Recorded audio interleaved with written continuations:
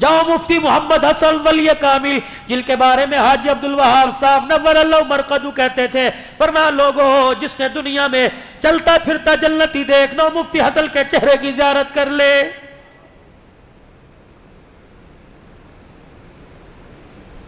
کہنے لگے جنرل ضیاء الحق شہید مرحوم کے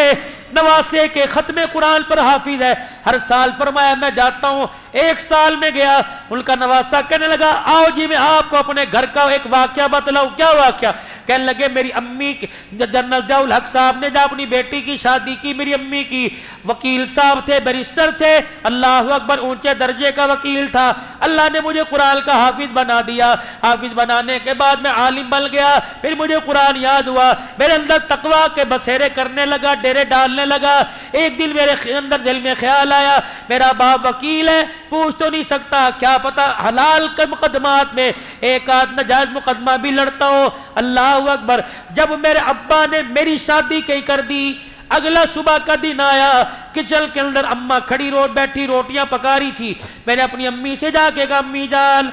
آج کے بعد آپ زحمت نہ فرمائے، اب میں شادی شدہ ہو گیا، اب میں کمانے والا کماؤ پوت ہو گیا، اپنا کماؤں گا اپنی کھاؤں گا، خدمت تیری پوری کروں گا، رہوں گا تیرے گھر میں، لیکن آج کے بعد معذرت کے ساتھ میری روٹی نہ پکائی ہو۔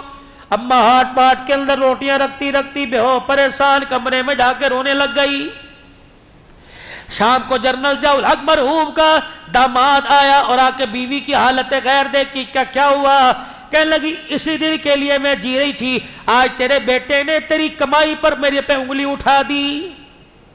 کیا ہوا؟ کہ تیرے بیٹے نے مجھے کہہ دیا پتہ نہیں ابو ایک نمبر کیس لڑتے ہیں، دو لڑتے ہیں، ابو جان کی کمائی سے آج کے بعد نہیں کھاؤں گا، اللہ اکبر، میں اپنی بیوی کی ہاتھ کی کھاؤں گا، کماؤں گا خود، اگر میں مشتبہ مال کھاؤں، شک والا مال کھاؤں، میرے تقوی پر، میری پرہیزگاری پر، میری تہجد کے سجدوں پہ اثر نہ پڑ جائے۔ ضیاء الحق مرحوم کا داماد چیخے مار کے رونے لگا، اپنی بیوی کا ہاتھ پکڑ کے بیٹے کے کمرے میں آیا اور کہنے لگا بیٹا میری کمائی پر شک کرنے سے پہلے ایک مرتبہ مجھ سے پوچھ تو لیا ہوتا،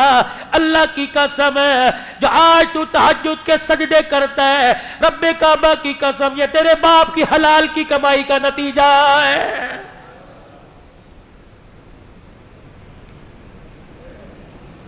لاؤ 2 نمبر کما کر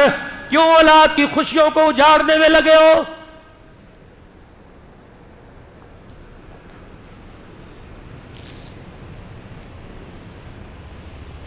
پتہ یہ مال خراب ہے، سائیڈ پہ رکھ دو، لینے والا کوئی رئیس نہیں، ریڑی بھانگ تیرے دروازے پر آیا، پتہ نہیں کتنے دل کے بعد آس امید سے جو چیز خام مال ہے، خراب ہے، وہ لینے آیا، تو نے تھیلی میں کالی پنی میں ڈال کے دے دی اور تو سمجھا تو نے 5-10 روپے کے پیچھے بڑا تیر مار لیا، تجھے پتہ ہی نہ چلا تو نے 5 روپے کے اندر وَاشْتَرُوا بِهِ ثَمَنًا قَلِيلًا، اللہ اکبر، تجھے پتہ ہی نہ چلا تو نے 5 روپے کے پیچھے اپنے جو ایمان تجھے پلسرات سے گزار کر جنت کا ٹھکانہ بنوا سکتا تھا، تو نے 5 روپے کے پیچھے اپنے اس ایمان کا ہی سودا کر لیا ہے۔